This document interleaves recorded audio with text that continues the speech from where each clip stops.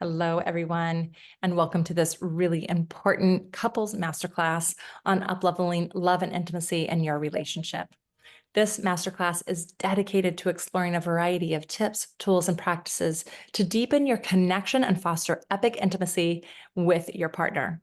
I'm Ashley J, and I specialize in relationship transformation in the realm of building stronger love and intimacy through groundbreaking embodiment tools using multiple modalities that create lasting change. So a little bit of my personal story. I came to do this work through my own marital struggles and finding solutions and different ways of being that could make a true difference. And experiencing this transformation firsthand, I began to study and share it and have helped hundreds of couples create legendary love and epic intimacy. And this is what I want for you as well. So I hope you get a lot from this masterclass. And in this masterclass, I'm going to touch on some of the most important topics to create or uplevel your relationship. Know that each of these topics are very important and some may be more valid for you than others, depending on your particular situation. So my invitation is to take what is most meaningful for you in your relationship and to leave what isn't.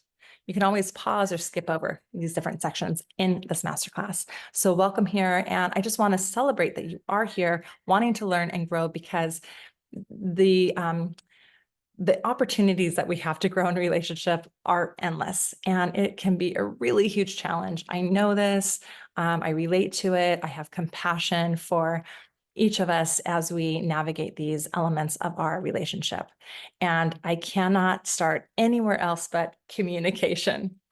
So the first step I want to give you is about how to communicate, giving you some skills in a way that can deepen intimacy.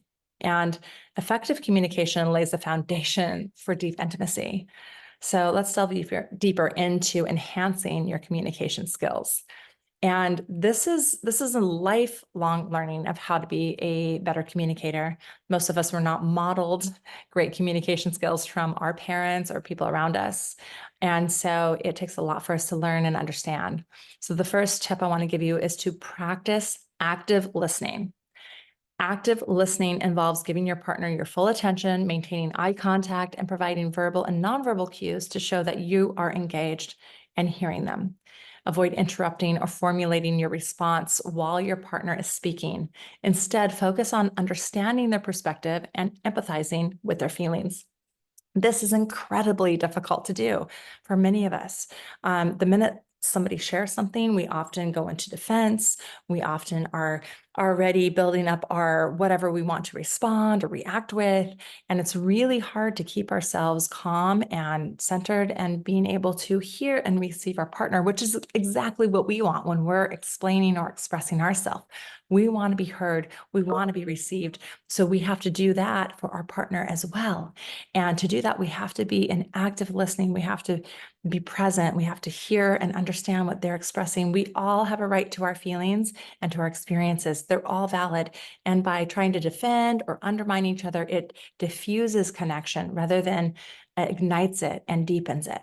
So the more that we can be active listeners and really hone our ability to receive and hear our partner, the more connected we're going to be and the more intimacy we're going to share and have.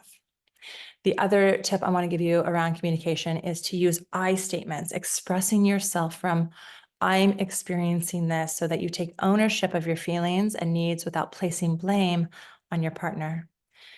For example, instead of saying, you never listen to me, try saying, I feel unheard when I'm interrupted during our conversations.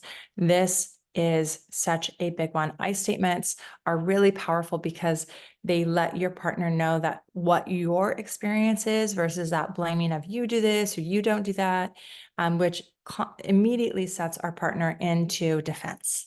And what we're wanting to share, how we're wanting to be heard can't be received when they're feeling blamed.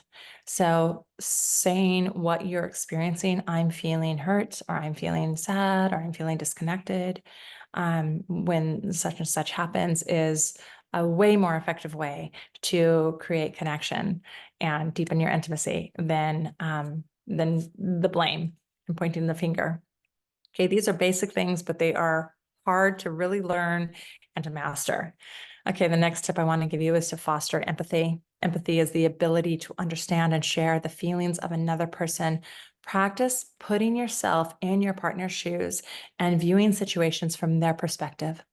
Validate their emotions and show that you care about their experience, even if you don't totally understand or agree with them. This is such a huge component to building love, trust, safety, connection. You got to have empathy for each other to be able to really try to put yourself in your partner's shoes to feel and experience what they may be feeling and experiencing in the situation. This is powerful to have empathy for each other. And this allows us to not just be in our self-centeredness, right? It's important to know what we're feeling and experiencing, but it's also important to understand what our partner is. And the only way we can do that is by trying to understand what they are feeling, what their experience is, and what they're expressing to us. This can go so far. It can dismantle so much intensity that can come up. Okay, the last tip I want to give you around communication is to practice nonviolent communication, or NVC. NVC is a communication framework that focuses on expressing oneself with honesty and empathy while fostering connection and understanding. It involves observing without judgment, identifying feelings and needs, and making requests based on mutual respect and understanding. This NVC is just paramount to how we express ourselves and being heard and met. So this is saying, I'm experiencing XYZ when XYZ happens, and I'm desiring XYZ. So this really puts it in a context of communicating from a place of ownership without projection, with just really feeling into what is present and sharing that with your partner. Intimacy starts with communication. So to have that connection, to have that intimacy through communication is just paramount. It is vital to having a healthy relationship, to having a healthy connection, to feeling good, to feeling joy, to feeling happiness, and to having healthy intimacy and sex. Like you got to have great communication. That's where it all starts, right? So let's talk a little bit about intimacy, because intimacy extends beyond physical closeness and can be nurtured in everyday moments. So let's explore how to create intimacy outside the bedroom. First tip I want to give you is to engage in shared activities. Find hobbies or interests that you both enjoy and make time to pursue them together. Whether it's cooking together, going for walks, exploring new places, shared activities can strengthen your bond and create lasting memories. So often we are two very different people that are in relationship. And so this might be easy for you to find shared hobbies and interests, or it might be challenging. If it is challenging, if you just don't know where you fit in, I want to challenge you to try to engage in your partner's activities, to try to find joy and fun or interest in something that they're deeply interested in. Where can you lean in instead of just being in contraction around it? Of course, you need to, feel available for it, but I want to challenge you and encourage you to lean into your partners, both parties. Lean into what their interest is, and maybe you can even find new interests. Okay, so, and then there's the things that you have to do, in your day-to-day flow.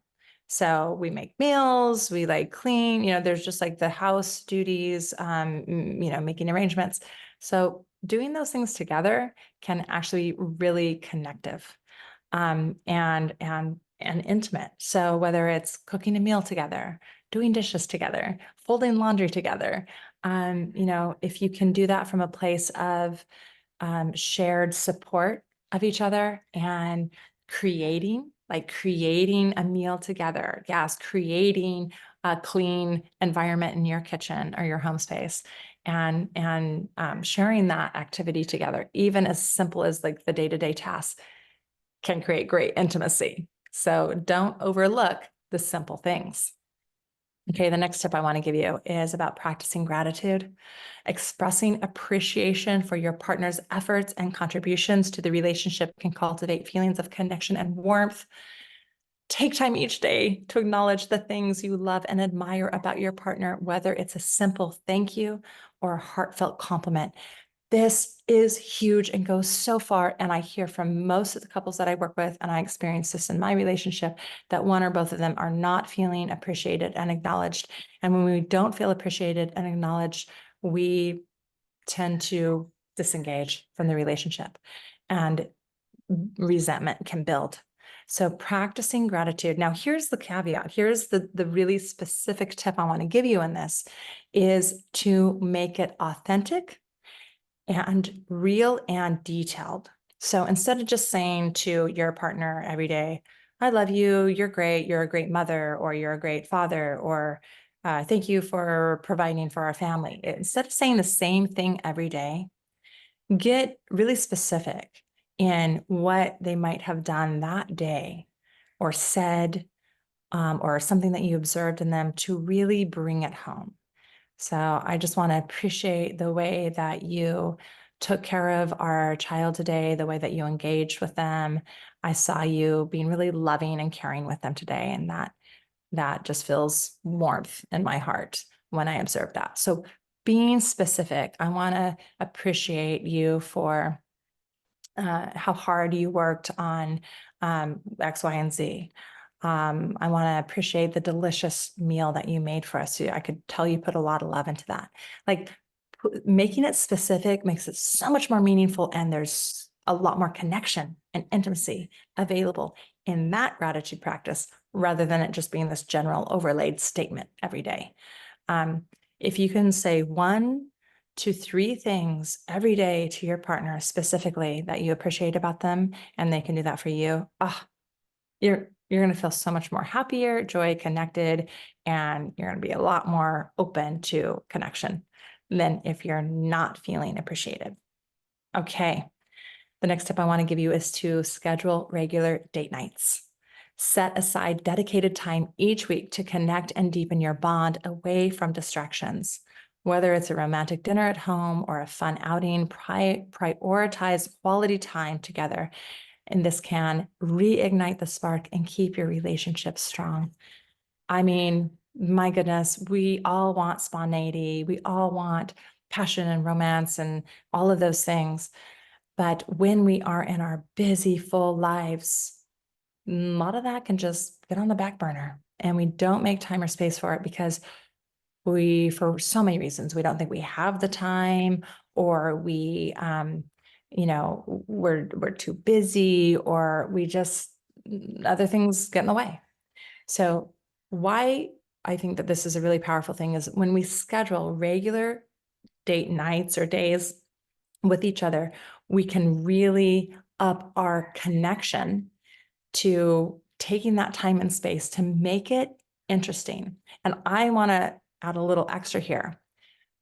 I'd like to recommend that you take turns creating your date experience. So I think every week is great, or every other week, and take turns creating the experience. So you're not just doing the same thing. You're not just going to dinner and coming home. Like make it meaningful, make it be creative.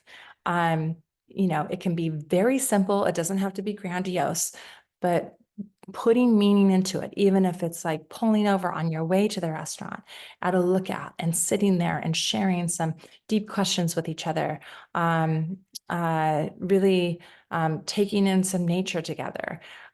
Whatever it is, it doesn't have to be big, it can be small, but making it meaningful and taking turns to create the experience can put the responsibility in both of your hands, ignite that passion, ignite that creativity, and making a more available for connection and intimacy in those moments.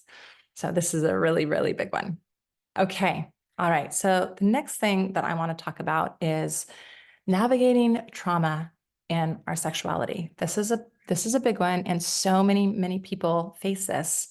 And so I don't want to leave this out in this important discussion on this masterclass.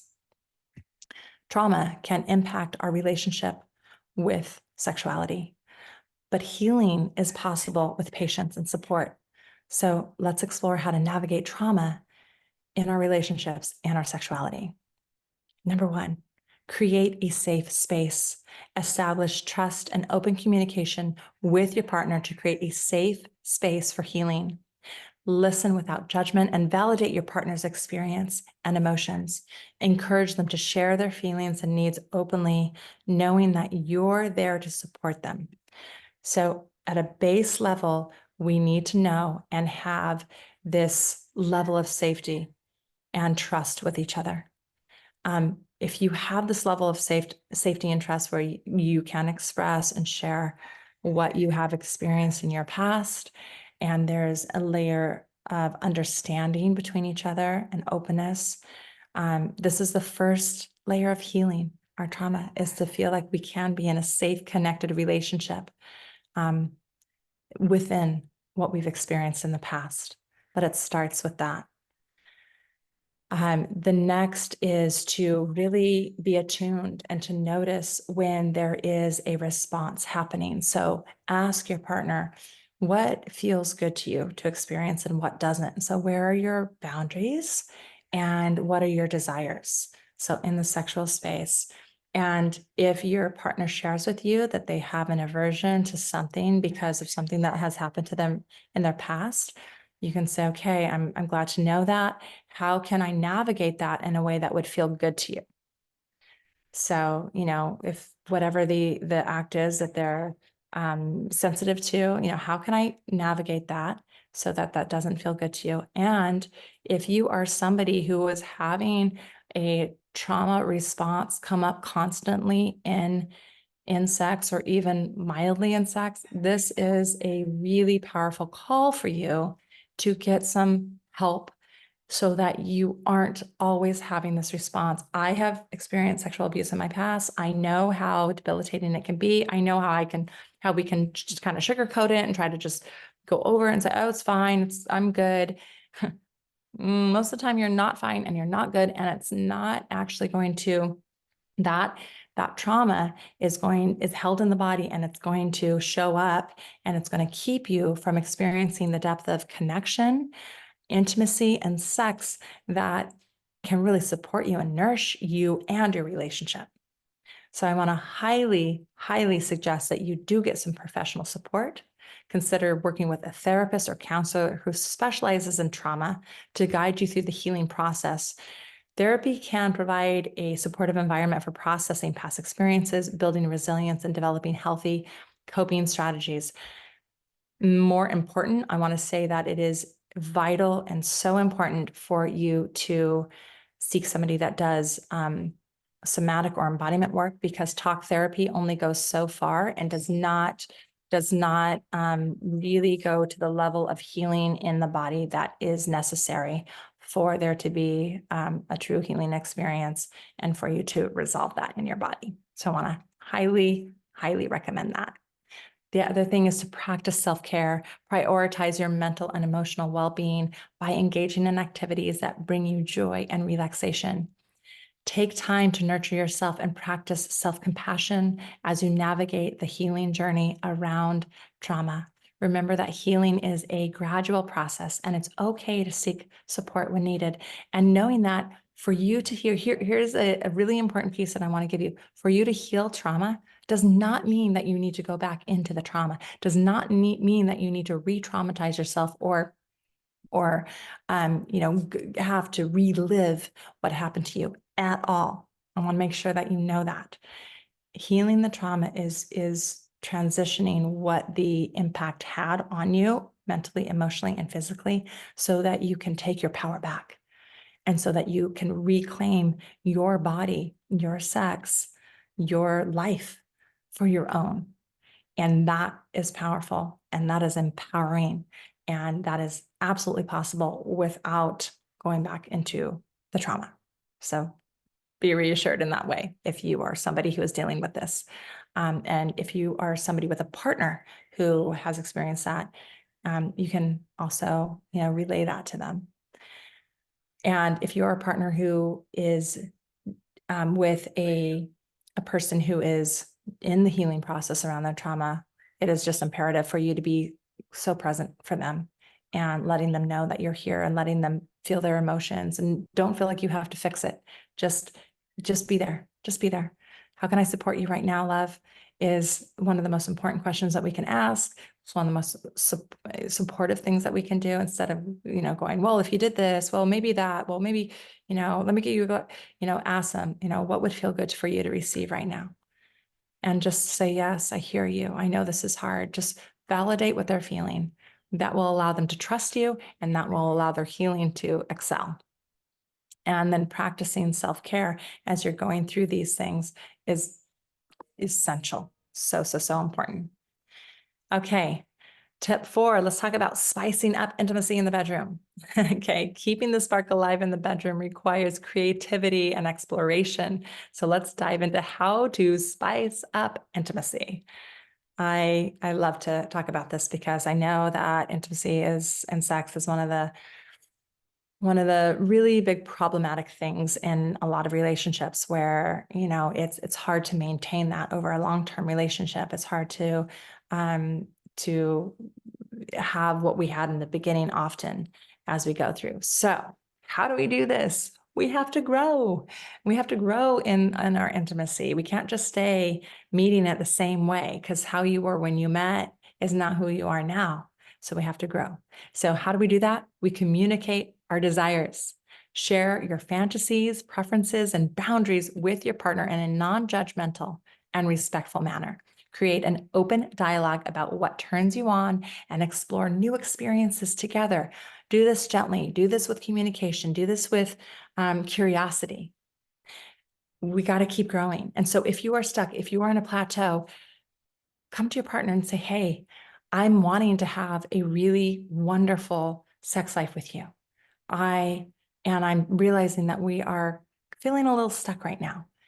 Would you be willing to explore and grow in this way with me? I want to be a better lover for you. If you bring this to them in that way, they're a lot more apt to be like, oh yeah, and not feel intimidated by, you don't do this, or you don't do that, or just having fantasies about past lovers.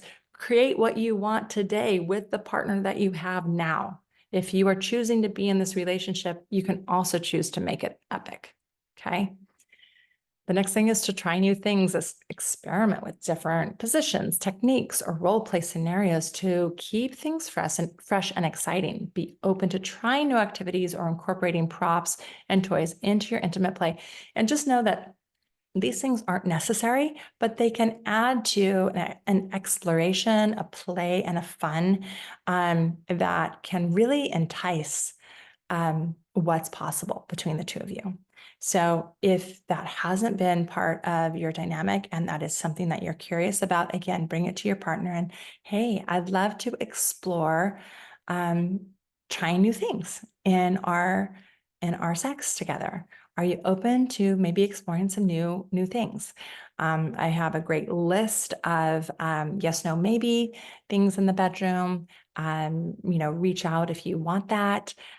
There's great ways to do this in a way that's really connective and don't push, don't try to talk your partner into things, don't anything. Say, this is something I'm curious about. I would like to explore it in a really gentle way with you. Would you be open to exploring that? Okay, that's how we communicate. All right. The next one is prioritizing pleasure. Focus on mutual pleasure and satisfaction rather than performance or expectations. Explore erogenous zones, engage in sensual touch, and prioritize intimacy and connection over achieving a specific outcome. This is huge. We're usually so focused on our orgasm that we miss so much pleasure that's there in the in-between. And I want to really encourage you to explore the pleasure that's available to each of you. It can be so fun to explore the different erogenous zones that aren't even your genitals. And this can bring a lot of play and pleasure and bliss. So this is a big one to ignite that fire.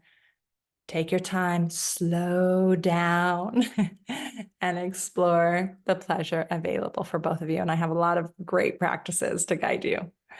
Okay, try sensuality exercises. touching, just exploring with touch all over the body and different ways of touching. Yabiyam, that's sitting, facing each other. One person has their legs around the other person so that you're really right together, and you can eye gaze and you can breathe and you can feel each other's energy in a non-sexual but connected way. And you can also do this while you're having sex. This is really beautiful. So I'm going to go ahead and share one of these exercises with you. That is really beautiful. And so sitting in yab yam is, like I said, you're facing each other, making sure that you are in a chair or you're somewhere where your back can be supported and your partner can be on top of you, facing you with their legs wrapped around. And I want to encourage you to just take a moment to look into each other's eyes and just start to breathe deep, full breaths and synchronize your breaths. This can be, you might start off with little giggles. You might just drop in really deeply with each other. It might feel uncomfortable. Wherever you are on the scale, just notice that that's what's there. And you're just going to take some breaths. You're going to feel the synchronization of your breaths. And then you can close your eyes and you can just hold each other, and you're going to just continue to breathe, synchronizing your breaths together. This can be absolutely delicious. And I want to encourage you to set a timer for 5 minutes and to do this for 5 minutes. And then to just pull back when the timer goes off and just to share with each other what you experienced during that 5 minutes of breathing together. So this can really ignite and open some different sensations and connections with each other. So have fun with that one. Okay, tip 5, managing conflict constructively. Conflict is a natural part of relationship, but how we handle it can make all the difference in maintaining intimacy and connection. So let's explore how to manage conflict constructively. Okay. Again, I want to bring you back to practicing active listening and empathy, like I shared in the beginning. When conflicts arise, make a conscious effort to listen to your partner's perspectives without interrupting or becoming defensive. Seek to understand their feelings and needs, even if you don't agree with what their experience is. And when we try to tell people that it's not okay for them to feel that way or they shouldn't feel a certain way, that really undermines their experience. So use phrases like, what I hear you saying is, and reflect back to them with their words so that you can make sure that you're understanding them. This really demonstrates that you value their perspective. Valuing each other's perspective goes so far in conflict resolution. Take responsibility for your part. We all play a part in creating the situations that we create. Nobody is void of responsibility in that. So take responsibility for the part you played. Instead of blaming or criticizing your partner, focus on expressing your own feelings and needs using I statements again. For example, say, I feel hurt when this happened, instead of saying you always blank. This shifts in language can help diffuse defensiveness and encourage constructive dialogue. The next one is to collaborate on solutions. Approach conflict as a team rather than adversaries. Brainstorm potential solutions together and be open to compromise, remembering that finding a resolution that satisfies both partners is more important than winning an argument. There's no winning and losing. There's just, how can we find solutions? How can we solve this? How can we make this feel good for both of us? And practice forgiveness and letting go. Holding on to resentment or grudges can erode intimacy and trust in relationship. Practice forgiveness by letting go of past traumas and focusing on present moment. Cultivate empathy and understanding for your partner's perspective, even when it's challenging. And oh my gosh, it can be so challenging. And practicing forgiveness and letting go is a really hard one. Sometimes we like to hold on to it. We feel like we were wronged in some way. But the thing is that what has happened in the past is nothing that we can change. So the longer that we hold on to the past, the more it's going to diminish our ability to feel joy and connection in the now. Now, I'm not saying now if something's continuing that is not feeling good, that's not like, oh, we'll just forgive it every time. It's like we need to make conscious changes and upgrade our systems, upgrade our operating systems and our relationships. But to be able to release and let go of past grudges is imperative. And if you need help, get help around that, as we often do.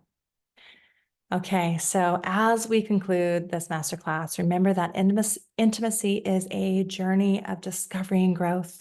By incorporating these tips and practices into your relationship, you can deepen your connection and experience epic intimacy with your partner. Thank you for joining me today. I really hope you got a lot from this. And let's just take a moment to recap the key takeaways from each module and explore how to integrate these newfound skills and practices into your relationship. In our exploration of communication skills for deep intimacy, we learn the importance of active listening using I statements, fostering empathy, and practicing nonviolent communication. These skills form a foundation of healthy communication and are essential for building trust, understanding, and connection with your partner. And it takes time, so give yourself some grace. When it comes to creating intimacy outside of the bedroom, we discovered the power of shared activities, practicing gratitude, and scheduling regular date nights and taking turns with that. These practices help to nurture connection and strengthen the bond between partners, even amidst the busyness of daily life. Navigating trauma and sexuality requires creating a safe space for healing, seeking professional support, and practicing self-care. By acknowledging past traumas with compassion and understanding, couples can work together to support each other on the journey towards healing and reclaiming their sexuality.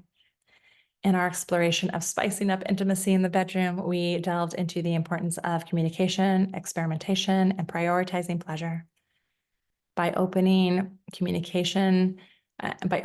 communicating desires and exploring new experiences together, couples can keep the spark alive and deepen their intimacy in the bedroom. And finally, in managing conflict constructively, we learned the importance of active listening, taking responsibility for our part, collaborating on solutions, and practicing forgiveness. Conflict is inevitable in any relationship. But by approaching it with empathy, understanding, and a willingness to find common ground, couples can strengthen their bond and grow together. Now, the real magic happens when we integrate these newfound skills and practices into our relationships. It's not enough to simply learn about communication or intimacy. We must actively apply these principles in our daily interactions with our partners. So I encourage you to take what you've learned today and to put it into practice. Schedule regular date nights, engage in open and honest communication, prioritize self-care, and approach conflict with empathy and understanding. By integrating these practices into your relationship, you can deepen your connection, strengthen your bond, and experience epic intimacy and legendary love. Thank you for joining me here today on this journey of exploration and growth. Here's to creating an incredible relationship filled with love, intimacy, and connection. And I invite participants to take action on their newfound insights and strategies through a 3-session couples intimacy upgrade. So if you are ready, if you want to really expand this element and part of your life and your relationship, I invite you to explore a 3-session intimacy upgrade with me, where I take you and your relationship where you're at, and I give you the tools and guide you through these practices to really up-level this connection, passion, and intimacy in your lives. All right, thank you so much. I look forward to sharing more. Bye for now.